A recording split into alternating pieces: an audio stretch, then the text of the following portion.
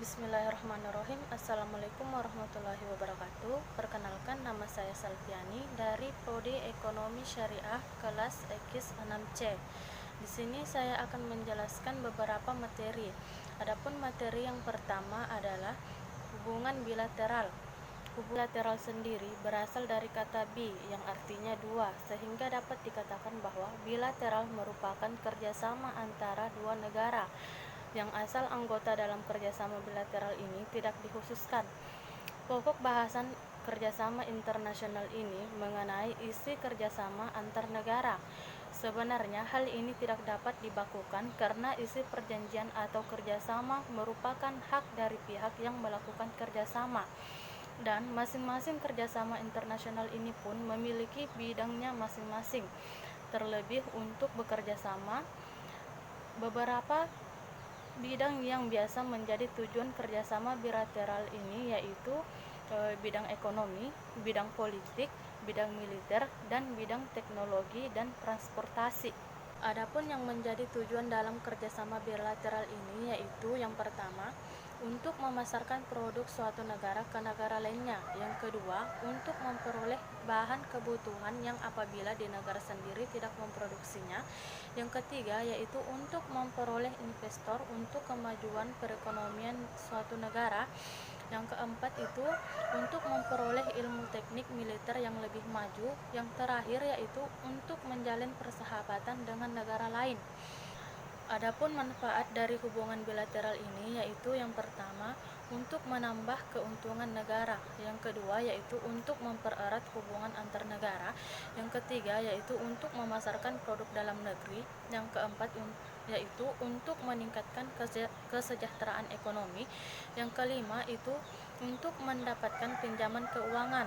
Dan yang terakhir yaitu meningkatkan ilmu, pengetahuan, dan teknologi. Namun yang perlu diketahui, dari manfaat yang diperoleh juga terdapat dampak negatif yang ditimbulkan. Yang pertama yaitu dampak yang paling buruk adalah semakin bertumpuknya hutang negara. Yang kedua, pasar dalam negeri dikuasai oleh bangsa asing. Yang ketiga yaitu dengan adanya barang impor, masyarakat akan lebih konsumtif, dan dampak terburuknya adalah masyarakat akan ketergantungan dengan produk luar negeri dan akan menjadi gaya hidupnya.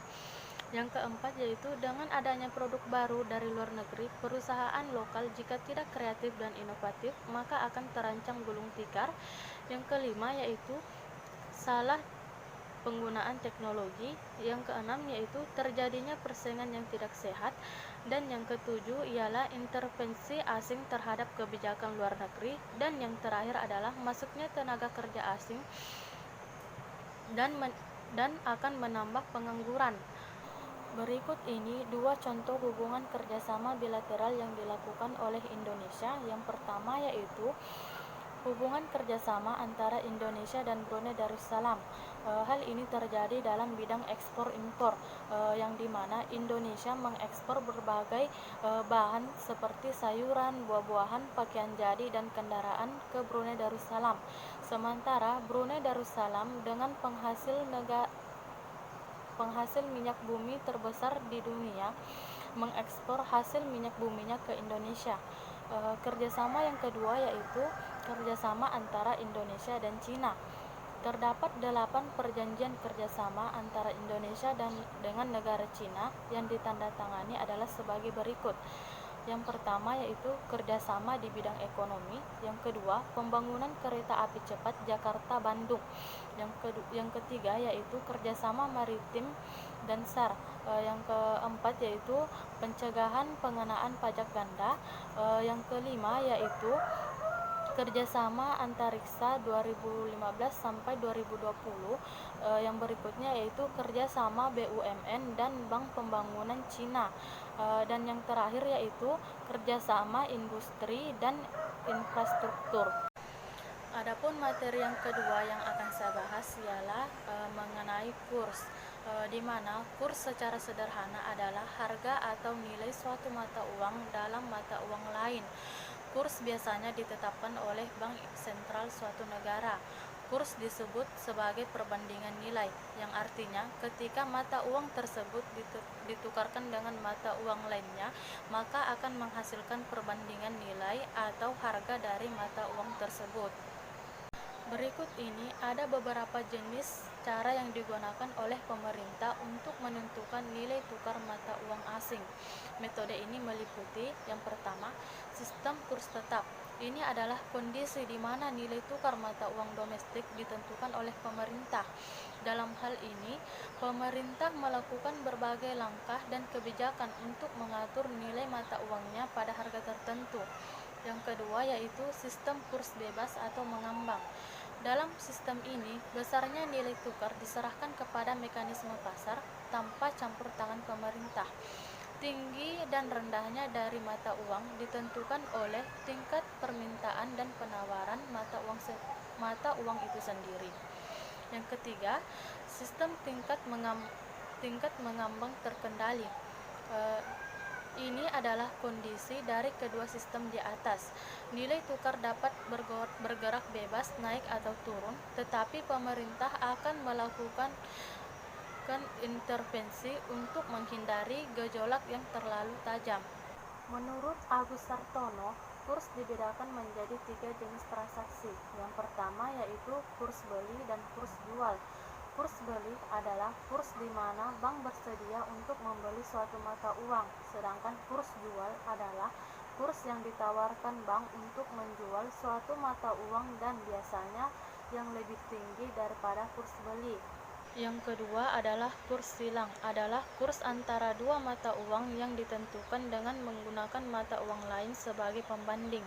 Yang ketiga yaitu kurs spot dan kurs forward spot exchange rates, adalah kurs mata uang di mana mata uang asing dapat dibeli atau dijual dengan penyerahan atau pengiriman pada hari yang sama atau maksimal dalam 48 jam. Adapun faktor yang bisa mempengaruhi pergerakan nilai tukar mata uang antara dua negara yaitu sebagai berikut. Yang pertama, perbedaan tingkat inflasi antara dua negara. Yang kedua, perbedaan tingkat suku bunga antara dua negara. Yang ketiga yaitu neraca perdagangan. Yang keempat yaitu hutang publik. Yang kelima yaitu rasio harga ekspor dan harga impor. Yang terakhir yaitu kestabilan politik dan ekonomi. Adapun judul materi yang ketiga yang akan saya bahas ialah mengenai ekspor dan impor, atau yang lebih spesifiknya mengenai tarif, pajak, dan dumping. Adapun pengertian ekspor dan impor adalah kegiatan menjual barang ke luar negeri. Orang yang melakukan ekspor disebut eksportir. Adanya barang yang dijual disebut ekspor. Sedangkan impor adalah kegiatan membeli barang dari luar negeri sesuai dengan ketentuan dan peraturan yang berlaku. Orang yang melakukan impor disebut importir. Adapun barang yang dibeli dari luar negeri adalah disebut impor. Adapun tujuan ekspor dan impor yaitu untuk membuka pasar baru di luar negeri, memperoleh laba berupa devisa untuk memperoleh harga jual yang tinggi, kebutuhan masyarakat importir terpenuhi. Adapun sistem tarif dalam ekspor dan impor adalah tarif adalah salah satu kebijakan pemerintah dalam mengatasi perdagangan dalam negeri dan merupakan salah satu devisa negara. Adapun jenis tarif ada dua, yaitu ekspor dan impor. Tarif dalam ekspor dan impor merupakan pungutan yang berlaku untuk semua barang yang melewati batas negara, baik untuk barang yang masuk maupun keluar. Sistem tarif dalam ekspor dan impor digunakan untuk menentukan besarnya tarif yang berlaku ke setiap barang atau komoditi yang diperdagangkan secara internasional. Adapun sistem tarif yang dimaksud ialah yang pertama, sistem tarif tunggal, tarif umum, dan tarif preferensi. Yang selanjutnya yaitu pajak ekspor dan impor. Pajak ekspor merupakan pajak yang dikenakan pemerintah untuk kegiatan ekspor. Objek dari pajak ini adalah BKP atau barang kena pajak dan JKP atau jasa kena pajak. Pajak dalam rangka impor adalah pajak yang dipungut oleh Direktorat Jenderal Bea dan Cukai atas impor barang. PDRI menjadi salah satu kegiatan yang dikenakan terhadap importir di luar bea masuk dan cukai. Bea masuk dihitung dengan berdasarkan pada nilai pabean, sementara PDRI dihitung berdasarkan nilai impor. Adapun yang dimaksud dengan nilai impor adalah nilai barang dalam internal commercial terms, cost, insurance, land freight ditambah dengan besaran bea masuk. Adapun yang selanjutnya yaitu dumping adalah penjualan barang secara besar-besaran di daerah pasar lain, biasanya di luar negeri dengan harga lebih rendah jika dibandingkan dengan harga penjualan dalam negeri. Tujuan dumping adalah untuk bisa masuk dan menguasai pasar internasional. Atau cara ini dilakukan oleh para produsen yang ingin mempertahankan produksi produk-produk yang kurang laku di pasaran dalam negeri. Mematikan kompetisi di pasar internasional juga menjadi tujuan dumping lainnya yang paling umum. Adapun materi keempat yang akan saya bahas dalam video ini yaitu mengenai obor atau One Belt One Road. Adapun definisi obor adalah sebagai berikut. Obor adalah sebuah program visi global yang direncanakan oleh Presiden Tiongkok Xi Jinping. Program ini dicetuskan untuk memperlihatkan bentuk keseriusan Tiongkok dalam rangka menghadapi persaingan global. Fokus program ini adalah untuk menciptakan rute perdagangan internasional yang mewujudkan bisnis Tiongkok, menciptakan koridor ekonomi skala global yang membentang lebih dari 60 negara. Tujuan dari obor ini adalah untuk menekan kondisi ekonomi jangka pendek yang menekannya, sehingga perlu dicarikan jalan keluar yang berakar dari industrinya yang over capacity. Mesin Tiongkok yang digunakan untuk memproduksi secara massal dan dengan efisien yang ternyata tampaknya over capacity. Implikasinya adalah produk-produk Tiongkok tidak dapat sepenuhnya diserap oleh pasar global.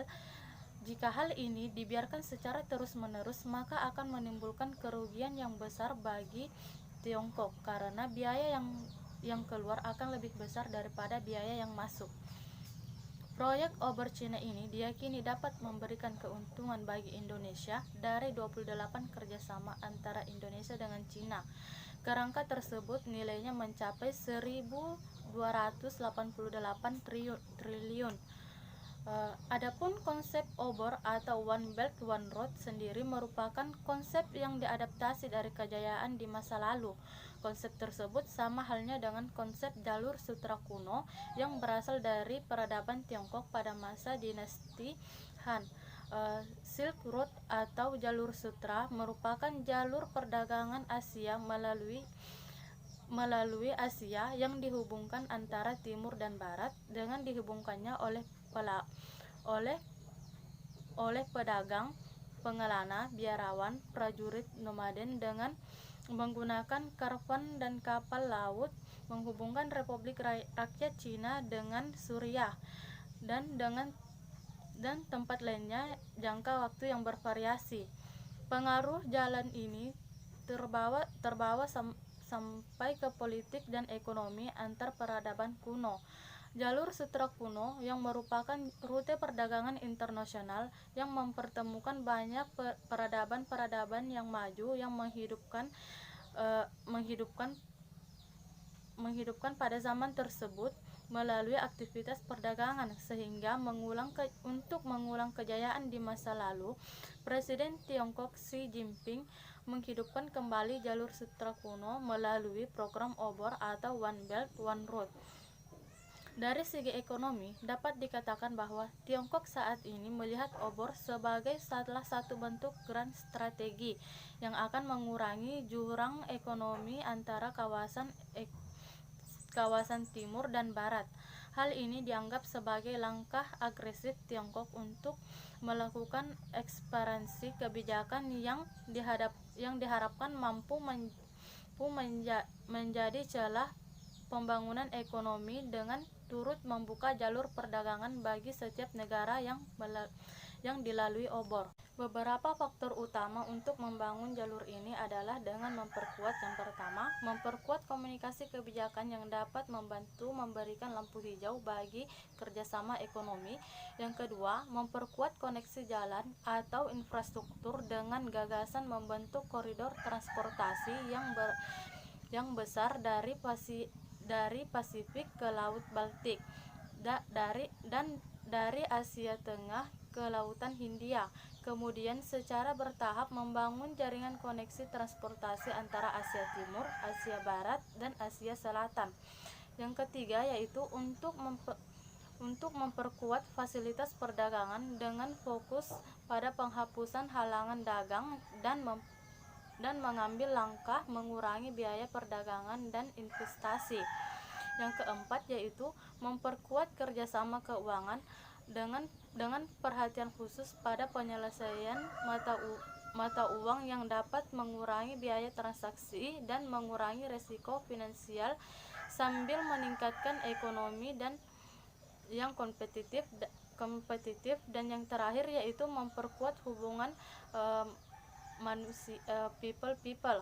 Adapun kelebihan dan tantangan dalam realisasi obor yaitu yang terletak pada kelebihannya yaitu kelebihan program ini sendiri adalah menyediakan dana yang besar bagi anggotanya. Cina bahkan dikabarkan mengelontarkan dananya sebesar 150 miliar US dollar atau setara dengan 2.137,6 triliun per tahun. Dana itu bisa dipinjam oleh negara peserta tersebut untuk membangun infrastruktur di negara mereka. Manfaat yang dapat diambil Indonesia dari adanya sistem obor ini adalah sebagai pengembangan industri dan investasi asing serta pembangunan infrastruktur, menghidupkan kembali industri sekunder yang padat tenaga kerja yang akan meningkatkan kinerja ekspor Indonesia, mengurangi perlambatan ekonomi dan masalah ketenaga kerjaan Indonesia. Adapun tantangan realisasi obor ini, dalam merealisasikan obor sendiri tentunya memiliki banyak tantangan dan hambatan. Salah satunya adalah permasalahan eksternal yang bersifat politik. Dengan munculnya pelaksanaan obor merupakan motif Tiongkok untuk mewujudkan kepentingan nasionalnya. Dapat dilihat bahwa dalam program ini Tiongkok mengambil peran yang sangat dominan secara global dan terlihat dari dominasi Tiongkok di luar forum internasional obor adalah manifestasi Tiongkok yang ingin menjadikan negaranya sebagai negara yang paling terlibat dalam urusan internal dengan cara mengembangkan hubungan ekonomi dan politik yang berskala lebih. Judul materi yang kelima yang akan saya bahas dalam video ini yaitu adalah Indonesia dalam perdagangan internasional. Adapun definisi perdagangan internasional adalah kegiatan jual beli yang dilakukan dua pihak yang berbeda negara. Perdagangan ini bukan hanya menimbulkan antar negara saja, pihak individu maupun perusahaan yang melakukan perdagangan dengan pihak negara lain juga dapat disebut dengan pedagang internasional. Sebuah perdagangan internasional dilakukan untuk memenuhi kebutuhan di suatu negara yang tidak tersedia di negara tersebut, tetapi ada di negara lain. Misalnya, negara Indonesia membutuhkan mesin, namun produk tersebut hanya berada di negara Jepang. Kedua negara tersebut bisa melakukan perdagangan internasional. Adapun manfaat dari perdagangan internasional ini yaitu yang pertama menjalin hubungan kerja antar negara, yang kedua membeli barang yang tidak dapat diproduksi di negara sendiri, yang ketiga yaitu memperoleh keuntungan dari spesialisasi, keempat yaitu memperluas pasar dan menambah keuntungan, kelima yaitu transfer teknologi yang modern. Adapun faktor-faktor yang mendorong suatu negara melakukan perdagangan internasional yaitu yang pertama, faktor alam atau potensi alam. Yang kedua yaitu untuk memenuhi kebutuhan barang dan jasa dalam negeri. Yang ketiga yaitu keinginan untuk memperoleh keuntungan dan meningkatkan pendapatan negara. Yang keempat yaitu adanya perbedaan kemampuan penggunaan ilmu pengetahuan dan teknologi dalam mengolah sumber daya ekonomi. Yang kelima yaitu adanya kelebihan produk dalam negeri sehingga perlu pasar baru untuk menjual produk tersebut. Yang keenam yaitu adanya perbedaan keadaan seperti sumber daya alam, tenaga kerja, budaya, dan jumlah produk yang menyebabkan adanya perbedaan hasil produksi dari adanya keterbatasan produk tersebut.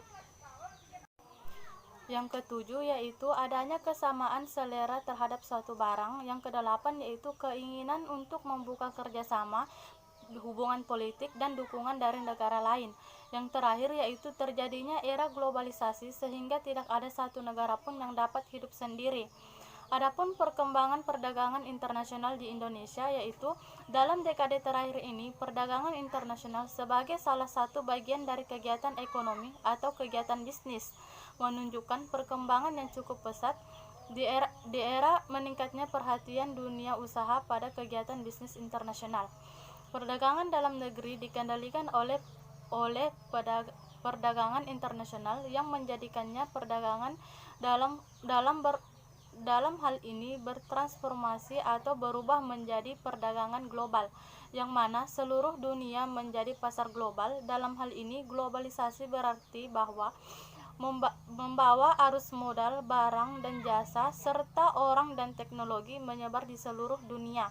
Ekspansi perdagangan dunia merupakan unsur inti dari globalisasi. Sekarang perdagangan internasional kini menjadi bagian dari kegiatan ekonomi atau kegiatan bisnis melalui pengembangan yang begitu pesat. Sejak tahun 1994, Indonesia mulai bergabung dengan WTO. Setelah disahkannya menjadi anggota WTO, Indonesia tidak dapat melanggar peraturan atau kesepakatan yang ada. Adapun tujuan Indonesia menjadi anggota WTO adalah untuk memperbaiki tatanan perdagangan internasional yang ada menjadi lebih baik, sehingga dalam hal ini dapat meningkatkan nilai tambah ekonomi untuk peningkatan kesejahteraan rakyat. Contohnya saja adalah melalui perdagangan internasional dapat membuat pertumbuhan ekonomi suatu negara maju karena output tak lain dari kegiatan ekspor, karena produk yang kita hasilkan bisa lebih mahal daripada di dalam negeri. Itulah yang akan mendukung pertumbuhan ekonomi suatu negara. Adapun materi keenam yang akan saya bahas dalam video ini yaitu adalah TKI dan devisa negara. Hadirnya tenaga kerja kini telah memasuki abad 21, di mana perkembangan teknologi dan informasi bergerak dengan cepatnya. Bahkan hal-hal yang dahulu tidak pernah terbayangkan sebelumnya kini terjadi. Hadirnya perdagangan global telah meruntuhkan tembok-tembok penghalang informasi, teknologi, dan informasi ke berbagai negara. Perdagangan global ini yang dijadikan dengan perdagangan bebas yang diperkasai oleh WTO. Tenaga kerja dunia berbondong-bondong meninggalkan negaranya untuk misi pekerjaan lain di negara lain yang menawarkan upah yang lebih tinggi. Para buruh yang mempunyai nilai jual tinggi akan mempunyai peluang yang cukup besar dalam mencapai upah yang lebih tinggi. Globalisasi tidak hanya menyebabkan perputaran investasi dan informasi secara cepat saja, juga menyangkut kepada masalah tenaga kerja. Adapun pengertian TKI menurut Pasal 1 Ayat 2 Undang-Undang Nomor 13 Tahun 2003 tentang Ketenagakerjaan menyatakan bahwa tenaga kerja adalah setiap orang yang mampu melakukan pekerjaan guna menghasilkan barang atau jasa untuk memenuhi kebutuhan hidupnya sendiri maupun untuk masyarakat. Pengertian tenaga kerja dalam undang-undang tersebut menyempurnakan pengertian dari tenaga kerja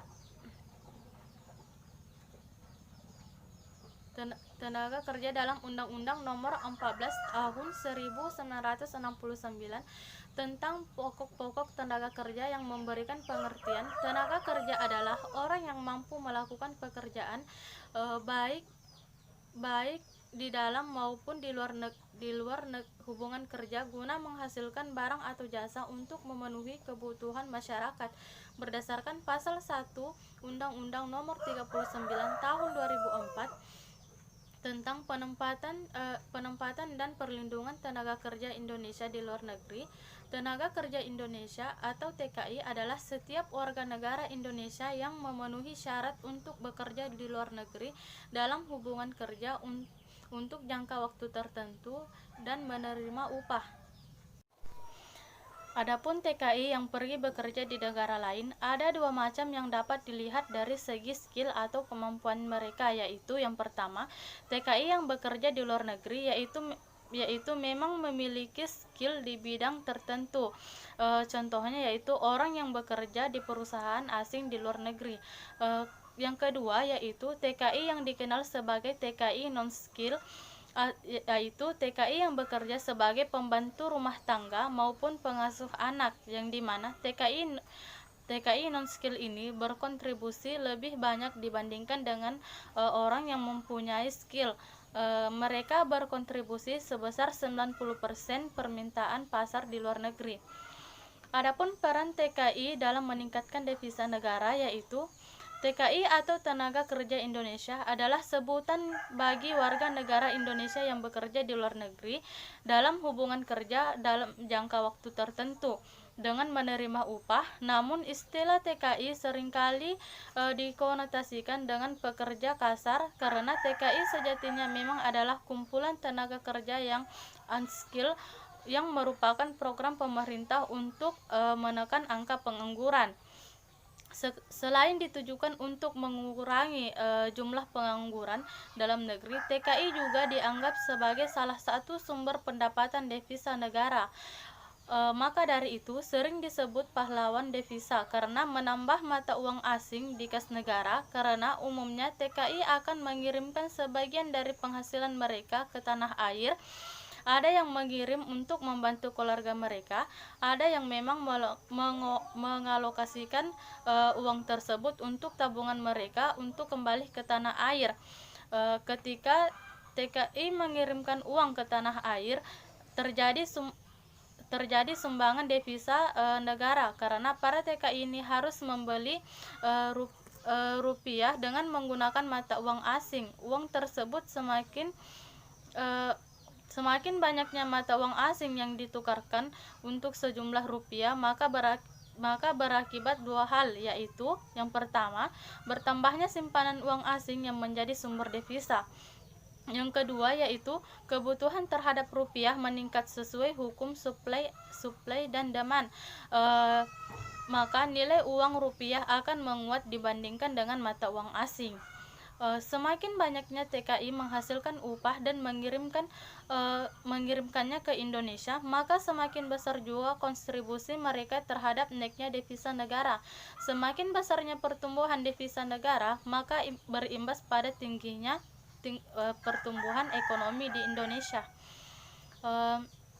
Adapun problematika TKI sebagai penghasil devisa negara, yaitu Indonesia tidak bisa memungkiri bahwa keberadaan para tenaga kerja imigran memiliki peran yang penting bagi perekonomian nasional. Sumbangsih para TKI tidak bisa dipandang sebelah mata, karena ditinjau dari jumlah remitasi atau uang kiriman TKI dari luar negeri sebagai perbandingan remitasi dari buruh migran yang lebih tinggi daripada jumlah dana yang dikumpulkan pemerintah lewat program amnesti pajak. Ironisnya, para TKI di luar negeri kerap mengalami perlakuan buruk dan tidak mendapatkan perlindungan. Permasalahan perlindungan TKI ke luar negeri selama ini memang adalah masalah keuangan. Biaya bekerja di luar negeri jika dihitung dengan teliti lebih tinggi dari yang dibayangkan pembuatan paspor dan dokumen kerja lainnya, karena banyak calon TKI atau TKW yang berhutang ke sana kemari agar cepat berangkat. Eh, sehingga eh, sehingga sebagai akibatnya di antara mereka banyak yang terjerit eh, hutang kepada agen. Selain itu, masalah terbesar yang dihadapi buruh migran saat ini adalah overcharging. Di antaranya, para agensi perusahaan jasa mengenakan tenaga kerja Indonesia mengenakan potongan terlalu tinggi pada gaji para pekerja. Para TKI harus mendapatkan perlindungan hukum yang menjamin haknya sebagai pekerja. Pekerja seharusnya mendapatkan perlakuan yang adil, yakni terdapat upah yang sesuai dengan kontrak kerjanya. Adapun materi yang ketujuh yang akan saya bahas dalam video ini yaitu adalah Badan-Badan Kerjasama Ekonomi Internasional. Salah satu badan kerjasama ekonomi internasional, salah satu contohnya adalah IMF dan World Bank. IMF adalah lembaga Bretton Woods yang didirikan pada tahun 1994 dan berpusat di Washington DC, Amerika Serikat. Namun memulai neporasi pada tahun 1947. Pada tahap awal, IMF hanya memiliki 31 negara anggota dan sekarang telah meningkat menjadi 188 negara. IMF dirancang untuk menghindari terulangnya kebijakan ekonomi buruk yang turut mengakibatkan depresi besar atau Great Depresi pada tahun 1930. IMF memberikan bantuan keuangan dan bekerja dengan pemerintah untuk memastikan pengeluaran negara yang dapat dipertanggungjawabkan. World Bank adalah organisasi global yang bekerja sama untuk memberikan pinjaman kepada negara-negara berkembang untuk membantu mereka menghilangkan kemiskinan. Sama dengan IMF, World Bank juga dibentuk pada konferensi Bretton Woods yang diadakan di Washington DC pada tahun 1994.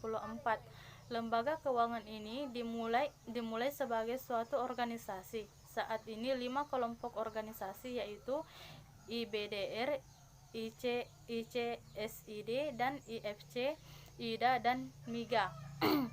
Perbedaan mendasar antara IMF dan World Bank antara lain yang pertama yaitu IMF meminjamkan uang kepada bank sentral, sedangkan World Bank meminjamkan uang kepada pemerintah.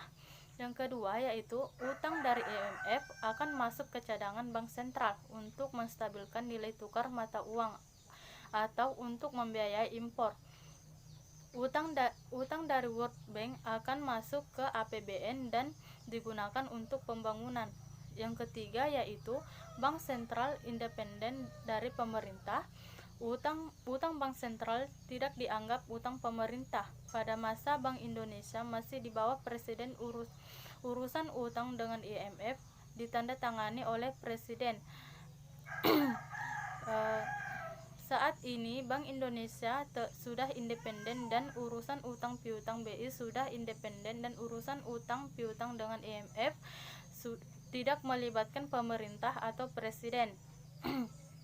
Selanjutnya yaitu ASEAN atau Perhimpunan Bangsa-Bangsa Asia Tenggara adalah organisasi kawasan yang mewadahi kerjasama antara negara di Asia Tenggara sejak tahun 1967. ASEAN didirikan pada tanggal 8 Agustus tahun 1967 di Bangkok oleh Indonesia, Malaysia, Filipina, Singapura, dan Thailand. Pendirian itu ditandatangani dengan penandatanganan deklarasi Bangkok dan diperingati setiap tahun sebagai Hari ASEAN. Tujuan dan prinsip dari ASEAN ini adalah menciptakan pemeliharaan dan peningkatan perdamaian, keamanan, ketahanan, dan kawasan bebas senjata nuklir dan senjata pemusnah massal.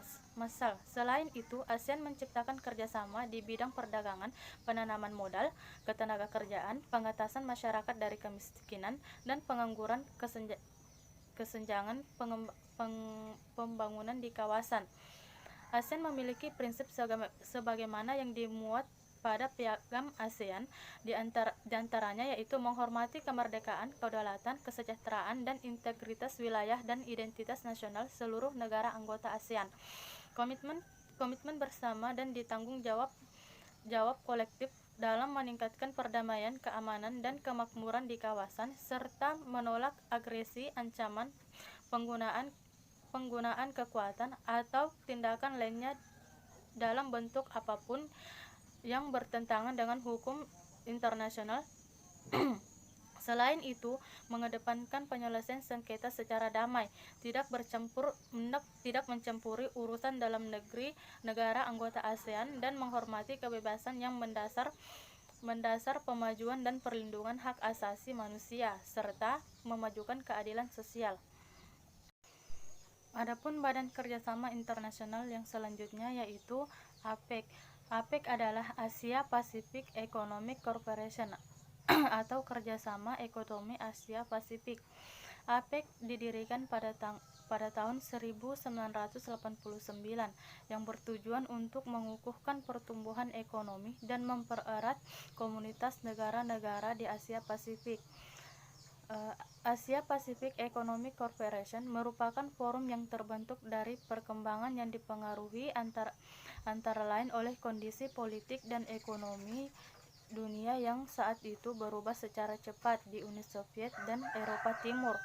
Kekhawatiran gagalnya perundingan putaran Uruguay yang akan menimbulkan proteksionisme dengan munculnya kelompok regional serta timbulnya kecenderungan saling ketergantungan di antara negara-negara di kawasan Asia Pasifik. Latar belakang berdirinya APEC yaitu yang pertama, adanya dinamika proses globalisasi, yang kedua, perubahan dalam konstelasi politik dunia, yang ketiga yaitu adanya kekhawatiran akan gagalnya perundingan putaran Uruguay.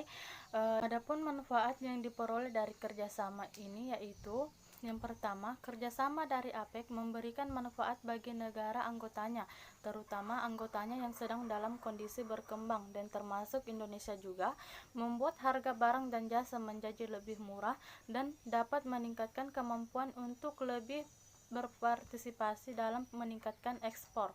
Yang kedua yaitu APEC juga memberikan manfaat bagi negara-negara anggotanya dengan menciptakan lebih banyak lagi kesempatan pada tempat kerja, juga dapat membuat negara anggota untuk memenuhi kebutuhan negeri serta terjalinnya kerjasama, sehingga akan mempermudah dalam proses tolong-menolong antar negara anggota yang secara otomatis akan menciptakan kedamaian dunia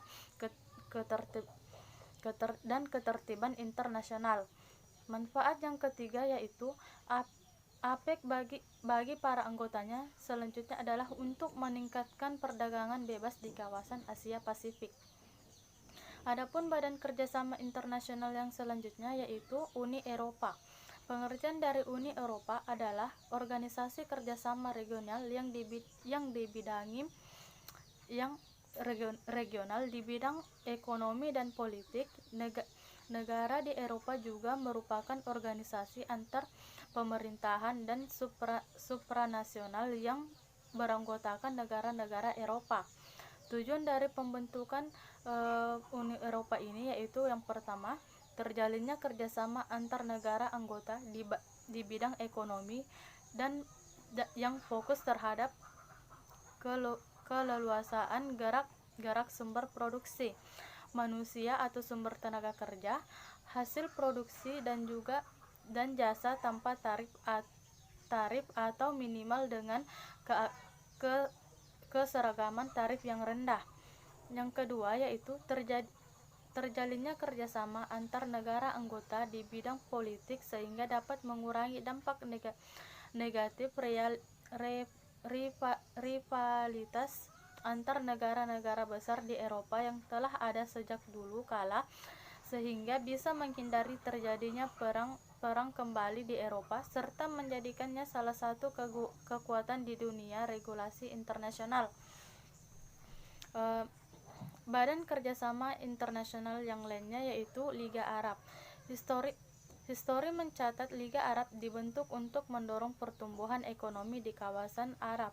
Selain itu, guna menyelesaikan perselisihan di antara para anggotanya dan mengordinasikan tujuan-tujuan politik para anggota Liga Arab untuk membentuk sebuah dewan di setiap bagian menerima suatu suara. Yang pertama yaitu Liga Negara-Negara Arab, dalam bahasa Arab yaitu Jamiat ad-Duwal al-Arabiyah atau Liga Arab, adalah sebuah organisasi yang terdiri dari negara-negara Arab. Organisasi ini didirikan pada tanggal 22 Maret 1945 oleh 7 negara, tetapi saat ini Liga Arab dikendalikan oleh Libya yang bukan pendiri Liga Arab. Piagamnya yang menyatakan bahwa Liga Arab bertugas mengordinasikan kegiatan ekonomi termasuk hubungan niaga, komunikasi, kegiatan kebudayaan, kewarganegaraan, paspor dan visa, kegiatan sosial dan kegiatan kesejahteraan. Yang kedua yaitu pada tahun 1943 Mesir memprakarsai gerakan Liga Arab. Liga Arab ini untuk mempererat persahabatan bangsa Arab yang masih terjajah, mencegah berdirinya negara Yahudi di daerah Palestina, dan membentuk kerjasama dalam bidang politik, militer, dan ekonomi. Adapun judul materi yang ke-8 yang saya akan bahas di sini yaitu mengenai saham-saham internasional. Saham-saham internasional yang saya sebutkan di sini antara lain yang pertama yaitu IHSG atau indeks harga saham gabungan. Indeks IHSG pertama kali didirikan pada tanggal 1 April tahun 1983, tapi hari ini dasar perhitungan IHSG adalah pada tanggal 10 Agustus tahun 1982 dengan nilai 100. Kalau IHSG mempresentasikan rata-rata dari seluruh saham di BI, hanya menghitung indeks saham untuk 45 saham unggulan yang cukup aktif. Jakarta Islamic Index memuat 30 saham pilihan yang memenuhi syarat yang ditetapkan oleh Dewan Syariah Nasional atau DSN MUI. Indeks sektoral sesuai namanya memuat saham yang memiliki kesamaan di bidang bisnis, sedangkan indeks harga saham memiliki 3 fungsi utama, yaitu yang pertama, sebagai penanda arah pasar, yang kedua, mengukur tingkat keuntungan, yang ketiga yaitu menjadi tolak ukur kinerja portofolio. Adapun saham internasional yang selanjutnya yaitu New York Stock Exchange atau NYSE. New York Stock Exchange adalah bursa efek New York yang merupakan bursa efek tertua di Amerika Serikat, sekaligus menjadi bursa efek tradisional terbesar di dunia. Perdagangan di lantai bursa efek dilakukan dengan sistem lelang ganda, ditangani oleh pialang yang mewakili pembeli dan penjual oleh spesialis.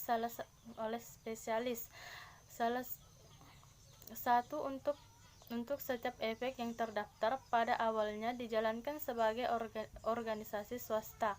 NYSE menjadi entitas publik pada tahun 2005 menyusul akuisisi bursa perdagangan elektronik Archipelago.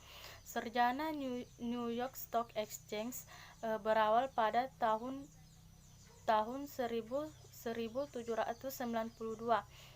Con Edison adalah salah satu saham NYSE terlama yang terdaftar dengan akarnya kembali ke tahun 1824 sebagai New York Gas Gas Light Company. Bersamaan dengan saham Amerika, perusahaan asing yang memenuhi syarat juga bisa mendaftarkan saham mereka di NYSE. Serangkaian merger telah dilakukan untuk New York Stock Exchange, memiliki skala terbesar dan kehadiran global. Perusahaan ini dimulai sebagai NYSE, bergabungnya American Stock Exchange dan merger dengan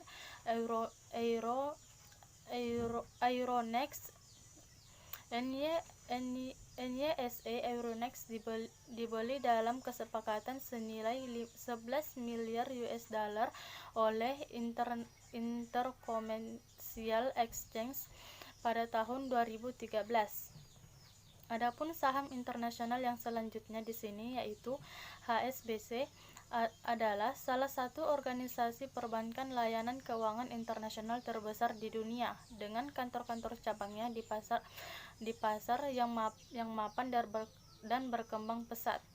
Sebagai pelopor perbankan modern, terutama di negara-negara Asia, HSBC atau Hong Kong and Shanghai Banking Corporation Limited cabang Jakarta memiliki sejarah yang panjang di Indonesia.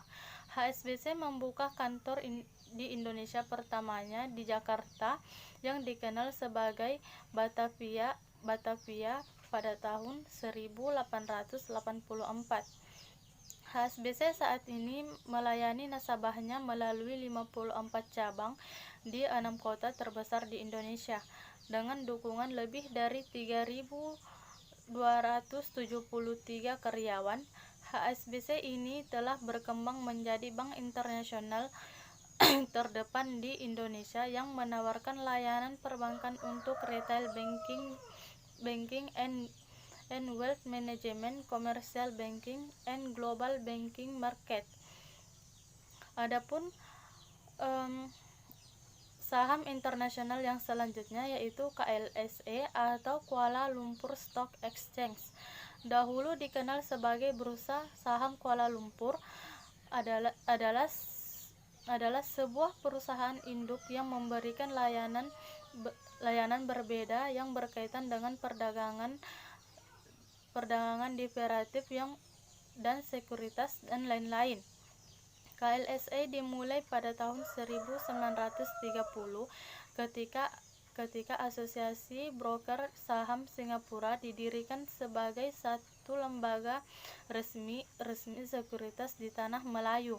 Pada tahun 1937 ia terdaftar kembali sebagai Asosiasi Broker Saham Tanah Melayu, tetapi masih tidak memperdagangkan saham-saham. Adapun indeks saham selanjutnya yang akan saya jelaskan yaitu indeks saham Dow Jones adalah merupakan indeks saham tertua dan yang paling dikenal. Indeks ini pertama kali diperkenalkan oleh para editor harian dari The Wall Street Journal yang induk perusahaannya adalah Dow Jones & Co. Penciptaan indeks Dow Jones adalah dari para editor Wall Street Journal dan pendiri dari Dow Jones & Co.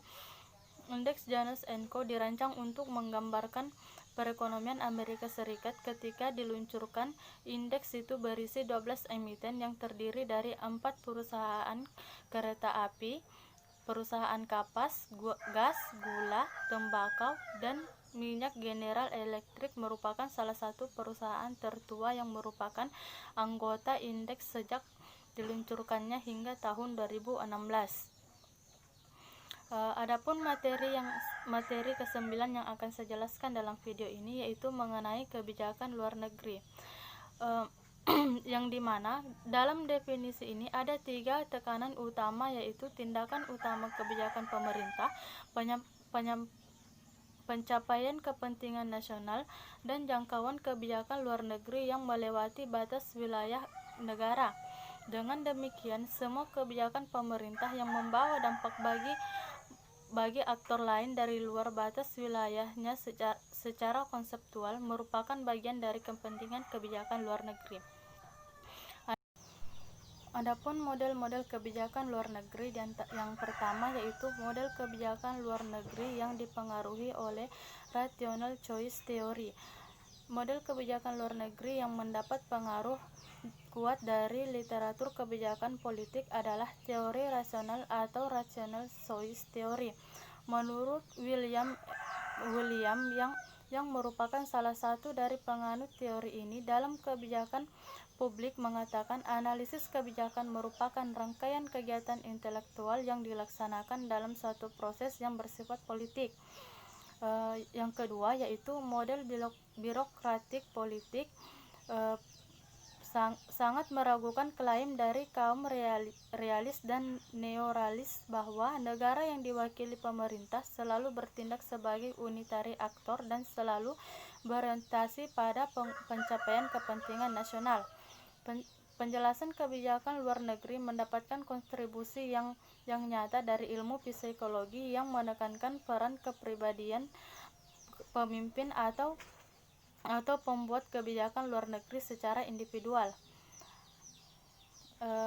Adapun fungsi kebijakan luar negeri yang pertama yaitu melindungi keamanan nasional, misalnya dengan mengembangkan kekuatan militer dan masuk ke aliansi keamanan negara lain.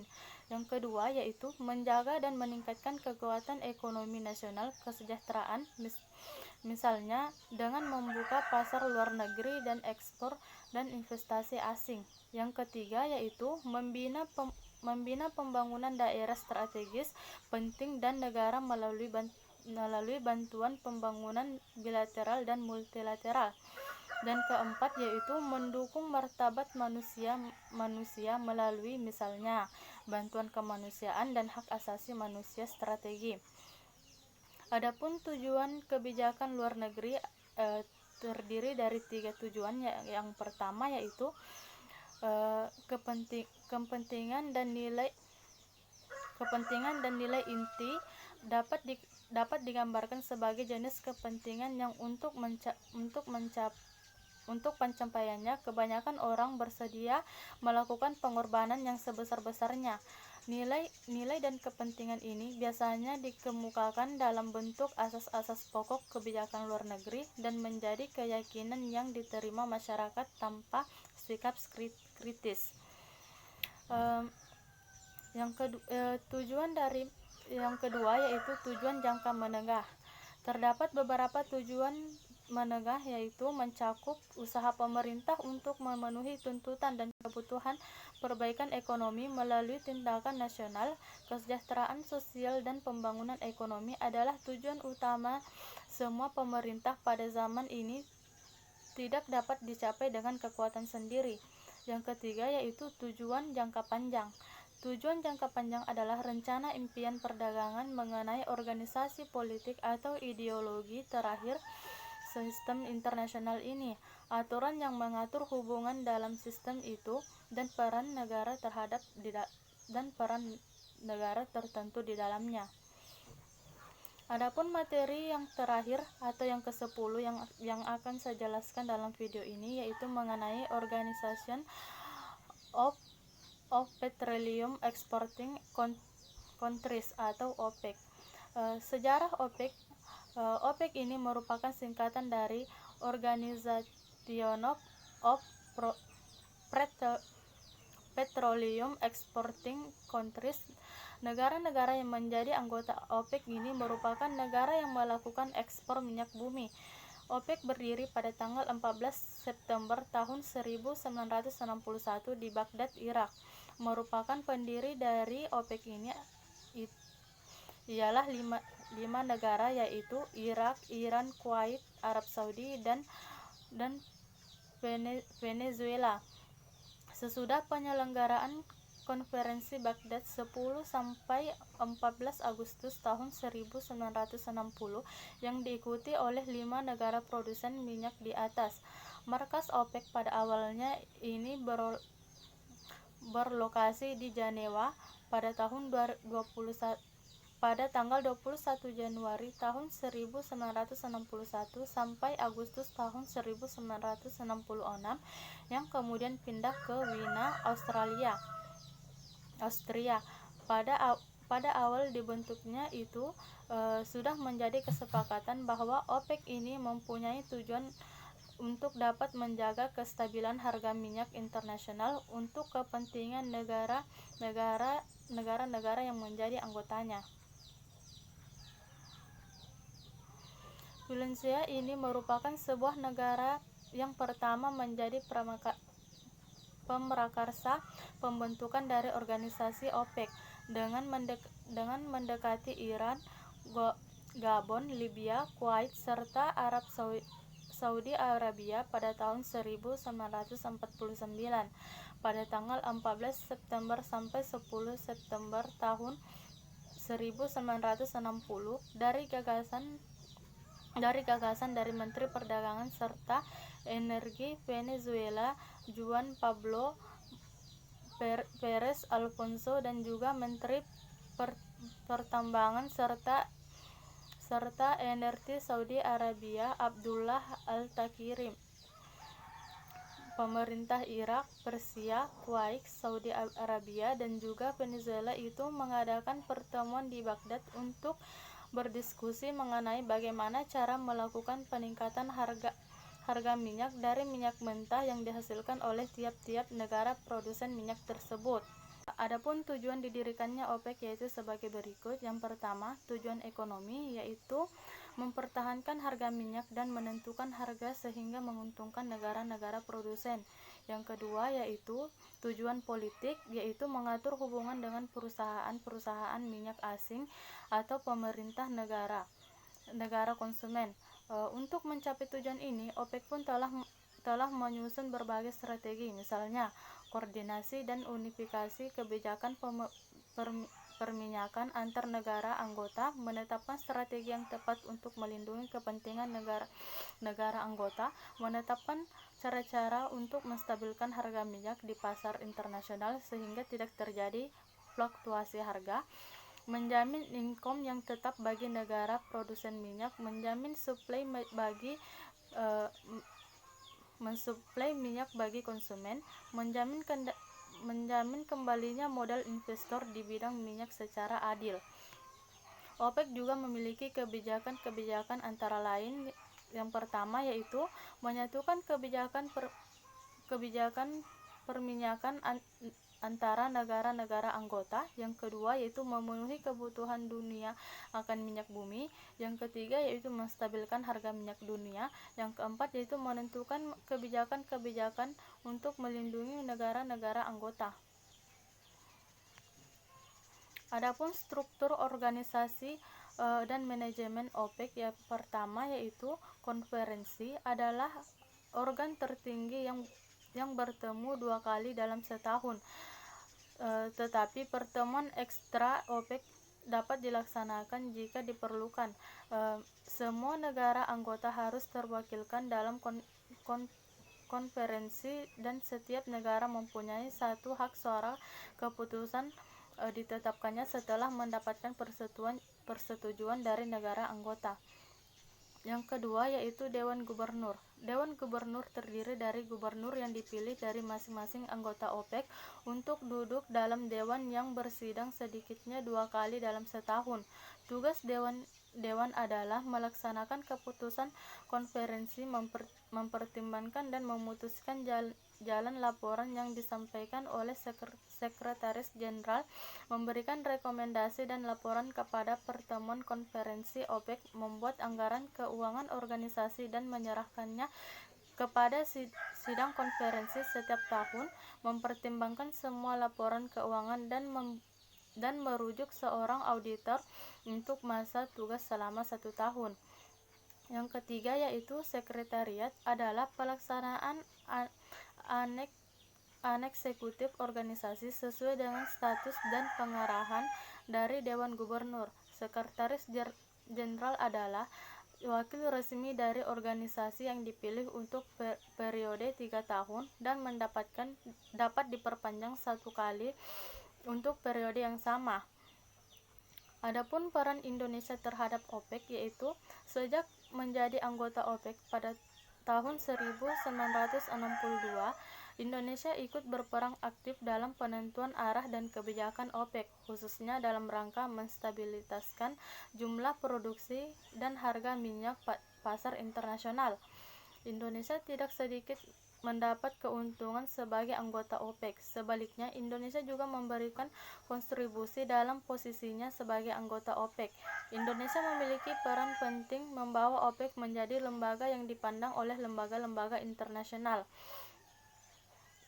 ujar Gubernur OPEC Maizar Rahman Jakarta pada tanggal 29. Padahal OPEC anggotanya adalah negara-negara dunia ketiga. Peran Indonesia itu sangat nyata sejak Sekjen OPEC dijabat oleh Prof. Subroto periode tahun 1988 sampai 1994. Pada saat itu Indonesia dikenal sebagai mediator antara produsen dan konsumen yang menengahi negara-negara OPEC yang terlibat konflik. Baiklah, sekian pembahasan materi dari saya. Semoga bermanfaat. Wassalamualaikum warahmatullahi wabarakatuh.